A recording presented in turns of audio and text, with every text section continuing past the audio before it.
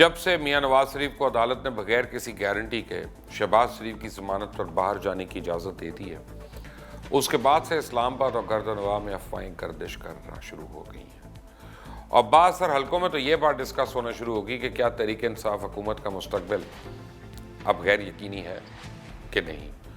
हुकूमत के इत्तेहादियों की टोन तब्दील हो चुकी है। मुस्लिम लीग काफ के बाद MQM ने भी अपनी ज़ाती महफिलों में ये डिस्कस करना शुरू कर दिया है कि इस हुकूमत का साथ देकर MQM पाकिस्तान को मिला क्या है।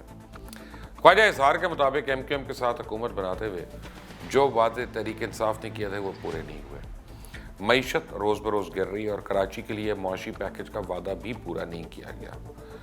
जबकि खालिद मकबूल सिद्दीकी साहब का कहना है कि हम मुश्किल वक्त में तहरीक इंसाफ नहीं छोड़ेंगे, लेकिन मईशत की सूरत हाल बहरहाल बहुत ख़राब है। मेरे ख्याल से ये अगर मगर इमरान खान को मुश्किल सूरत हाल में डाल सकती है। जबकि मुस्लिम लीग काफ ने पहले ही इमरान खान की पॉलिसी के खिलाफ आवाज़ उठाना शुरू कर दी है और अख्तर मेंगल ये आवाज़ 2 माह पहले भी उठा चुके हैं। MQM पाकिस्तान की 7 और मुस्लिम लीग काफ की 5 सीट्स इमरान खान को हुकूमत कायम रखने के लिए इंतहाई अहम और ज़रूरी है। और अभी तक किसी भी जमात ने अलग होने का तो कोई वाज़ेह इशारा नहीं दिया, मगर इनका मिसट्रस्ट जो है वो आने वाले दिनों में मुश्किलात पैदा कर सकता है। इससे इमरान को इनके कंसर्न्स को फौरी तौर पर डील करना पड़ेगा और पॉलिटिकली इनको एंगेज करना पड़ेगा। मुस्लिम लीग काफ की मायूसी का अंदाज़ा आप इससे बयान से लगा सकते हैं कि शायद 3 या 6 महीने के बाद कोई भी वज़ीर आज़म बनने के लिए तैयार ना हो। इसमें कोई शक नहीं कि इमरान खान इस वक्त शदीद प्रेशर में है और 2 दिन की छुट्टी की वजह भी शायद यही है। मेरी उनसे कोई बात नहीं हुई, उनसे कोई एक्सचेंज नहीं हुआ, लेकिन मैं ये फील कर रहा हूँ कि वो इस वक्त बहुत ज़्यादा अंडर प्रेशर में है। इमरान खान तो मेरा ख्याल है शायद ये सोच भी नहीं सकते थे कि इनके 23 साल के बयानिए को इस तरह झटका लगेगा और नवाज शरीफ अदालत से इजाज़त लेकर मुल्क से बाहर चले जाएंगे। कहा जा रहा है कि मियाँ नवाज शरीफ 2.5 से 3 साल बाद बैरून मुल्क वापस आएंगे। 40 दिन के बाद नहीं, 4 हफ्ते के बाद नहीं, 3 साल की बात कर रहा हूँ।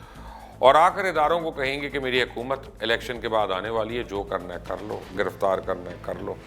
और उनको यकीन होगा कि उस वक्त वो इलेक्शन जीत रहे हैं या हुकूमत बनाने के यानी वो डिमांड कर सकते हैं। इस वक्त अजीब समा है कि जिसने लूटा है वो भाग रहा है और जिनको लूटा गया है वो भंगड़े डाल रहे हैं। उम्मीद है जल्द इमरान खान डिसऑनेस्ट लोगों पर काबीना के अंदर जो हैं या काम नहीं कर रहे हैं उनको काबीना में तब्दीलियां करेंगे और नए और सही और काम करने वाले चेहरे लेके आएंगे। मीनवाइल उस्मान बुज़दार जो है ना, इनका जाना मुझे लगता है ठहर गया। इनकी छुट्टी शायद इसी साल हो जाए। मैं आपको बताऊं कि उस्मान बुज़दार का मैं 1.5 महीने से कह रहा हूं कि he is not been able to perform, he is not been able to deliver. और ये एक कलंक का टीका है पंजाब हुकूमत जो है तहरीक इंसाफ के माथे के ऊपर। उसकी वजह यह है कि तहरीक इंसाफ में बहुत से लोग ऐसे हैं जो उस्मान बुज़दार से बहुत ज़्यादा बेहतर ना सिर्फ परफॉर्म कर सकते हैं बल्कि करना भी चाहेंगे अगर उनको मौका मिले। लेकिन उस्मान बुज़दार जब पाकिस्तान तहरीक इंसाफ कंटेनर पर चढ़ी हुई थी वो मियाँ शहबाज शरीफ के पीछे खड़े थे। तो तहरीक इंसाफ के अंदर भी एक ग्रुप है जो ये समझता है कि ये असल तहरीक इंसाफ में से तो है नहीं। बहरहाल पहले तो पंजाब की बारी आएगी और फिर लगता ही है कि बलूचिस्तान और के अंदर इन हाउस तब्दीली के लिए जोर लगाया जाएगा। कॉन्स्पिरेसी थ्योरिस्ट तो ये कह रहे हैं कि जी उसके बाद वफाक की बारी आएगी, लेकिन मेरा ख्याल है कि वफाक की बारी नहीं आएगी। इस वक्त सूरत हाल यह है कि इमरान खान ने नवाज शरीफ से मुतल्लिक अदालती फैसले का जायज़ा लिए जाने का हुक्म दे दिया है और वज़ीर आज़म इमरान खान से कानूनी टीम ने रब्ता भी किया और उन्होंने कानूनी टीम को हिदायत जारी की हैं कि वो मियाँ नवाज शरीफ के बारे अदालत के फैसले के कानूनी पहलुओं पर मुशावरत करके इसकी रिपोर्ट वफाकी काबीना में पेश करके अरकान को तफसीली तौर पर आगाह करें। और ज़राए के मुताबिक फ़ैसले से मुतल्लिक हुकूमती लाए अमल काबीना इजलास में तय किया जाएगा। वज़ीर आज़म इमरान खान काबीना अरकान से राय लेंगे और फिर आइंदा की हिकमत अमली तय होगी। इजलास में फ़ैसले के ख़िलाफ़ अपील करने या ना करने का फ़ैसला भी किया जाएगा। और इधर अदालती हुक्म के बाद मियाँ नवाज शरीफ की उड़ान ऑलमोस्ट तैयार है।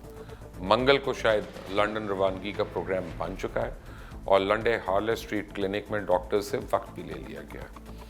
मियां नवाज शरीफ को लंदन ले जाने के लिए कतर से एम्बुलेंस आएगी और साबिक वज़ीर आज़म को सफ़र के काबिल बनाने के लिए अद्वियात में कुछ रद्द बदल भी किया गया। प्लेटलेट्स के 4 बैग्स रखे जाएंगे। परवाज का दौरानिया तकरीबन 7 घंटे होगा लाहौर से लंदन का।